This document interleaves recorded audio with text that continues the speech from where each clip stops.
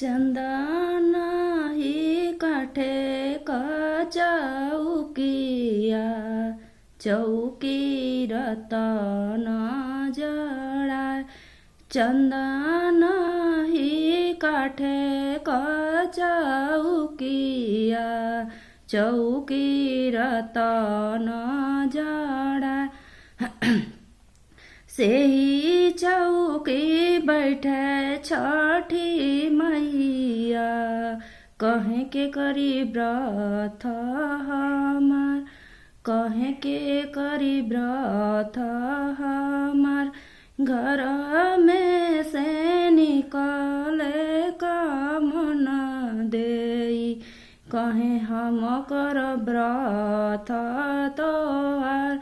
घर में से निकाले काम न धन, कहे कर व्रत तोहार। जुग जुग जिए तोर बालकवा, रहे खुश हमार, रखिया खुशी हाल। चंदन ही काठे का चौकिया, चौकी रतन जड़ा। से ही चौकी बैठे छठी मैया, के करी व्रत हमार। से ही चौकी बैठे छठी मैया, के करी व्रत हमार। घर में से निकाल नीलू देवी, कहे कर व्रत तोहार।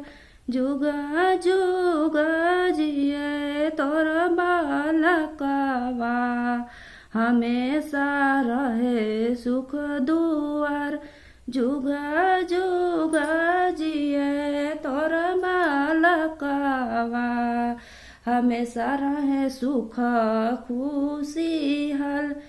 चंदन ही काठे का चौकिया, चौकी रतन जड़ा। चंदन ही काठे का चौकिया, चौकी रतन जड़ा। मैं हूँ लोक गायिका नीलू मौर्य। मेरे चैनल पे ज़्यादा से ज़्यादा आप लोग सपोर्ट कीजिए और लाइक सब्सक्राइब कीजिए। मेरा भी चैनल को आगे बढ़ाइए आप लोग से मेरा यही रिक्वेस्ट है। धन्यवाद।